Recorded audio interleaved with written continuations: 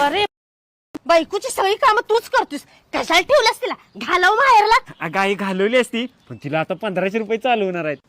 1500 रुपयासाठी बायकोचा बैल होतोस काय? मग काय करायचं? तिच्या आईबाला दम दे. इथं बोलायचं होत नाही, तिच्या आईबाला कधी दम देऊ? चल मला घेऊन, मी दम देते. चालते. चल बसा जावय बापू, चहा ठेवते. बोल की भाड्या. ओ सासूबाई, काय तुमची घरात